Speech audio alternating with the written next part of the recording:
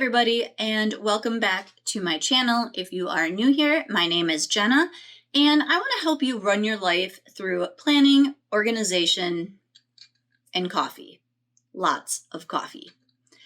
Today, we are talking about a subject near and dear to my heart, or rather, my intestines. We're going to talk celiac disease.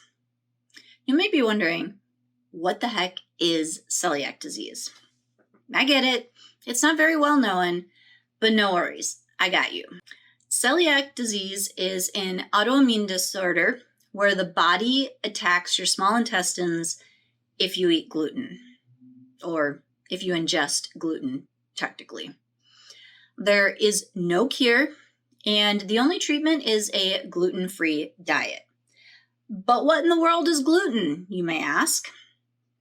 Gluten is the protein found in wheat, barley, and rye. It is basically the glue of the food world. It's what makes really good, chewy bread and pizza crusts. It gives them that squishy deliciousness. Yeah, I might miss that a little bit. Celiac disease can have hundreds of symptoms, most of them not even related to your digestive system. A couple of my top symptoms: migraines, brain fog, and depression. And some people will only get a rash. Let me see if I can pronounce this right. Dermatitis herpetiformis, something like that. DH for short. And some people have what is called silent celiac disease, which means they never show any symptoms. Even with no symptoms, the damage is still being done. Damage, you say? What damage? Mostly to the small intestines, which can lead to small bowel cancer later in life. But damage can also mean that you aren't absorbing the nutrients in the food you're eating, which leads to other problems. For me, I've had issues with anemia and vitamin B deficiencies. There is a lot of misinformation out there about celiac disease and gluten.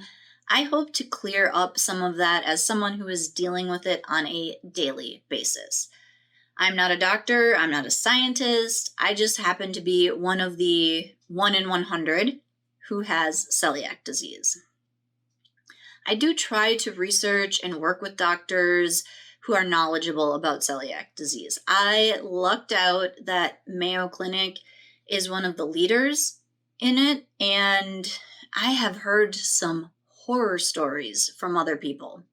If I read something that scientists and doctors haven't fully determined about celiac disease, I will always say something like, there's some information about X, but we have more research needs to be done. We don't know much about that yet. I would love to see people in the food services become more educated about celiac disease and gluten. I can always tell when waitstaff knows their stuff, and it makes me feel so much more comfortable when eating out. Now, some people with celiac disease don't eat out, but that is just not an option in my lifestyle. I'm not going to make all my meals at home. I've got things and events where I have to be out and eat out. So I have to find places where I can safely eat out. And then there's other places that I go where I question, am I going to get sick after this? Because the waitstaff tells me, oh, we don't serve potatoes. We don't have rice. There's no gluten in potatoes or rice, naturally. Or they tell me, don't worry about it. Everything on the menu is vegan.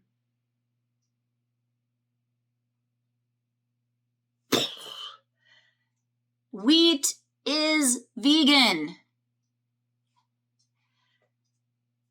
The big problem is many people expect to see an immediate reaction when we eat gluten, like when some people eat nuts.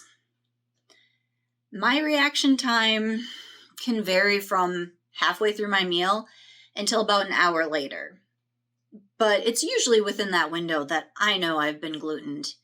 It usually starts with a very painful bloating. Like It hurts, and I have to unbutton my pants, bloating. Then I get a migraine and have total sensitivity to light. After that, stomach pains. Is it possible for my stomach to be on fire? Because that's what it feels like. Cramping and all of that stuff that goes along with that. And of course, fatigue, which lasts for weeks, sometimes months. Yeah, from just a little bit of cross-contamination. Maybe the chef didn't change his gloves, or maybe he didn't grab a new knife, or maybe he made my gluten-free pasta in the same water that he made the gluten pasta.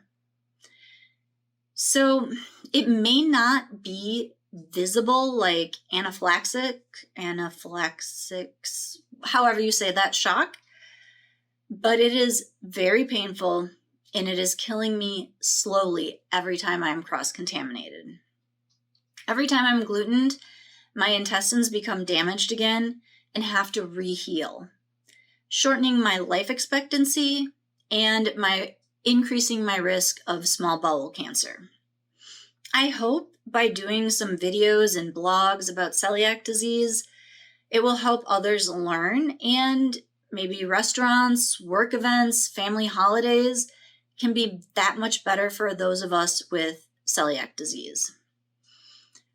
We just want to celebrate with everybody else and enjoy our food without worrying, or having to eat before the party, or bringing our own food. We want to feel normal. What do you want to know about celiac disease or gluten? Let me know in the comments. And then be sure to hit all of those like, subscribe, share buttons.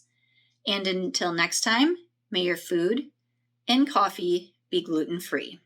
Well, may mine be gluten-free at least.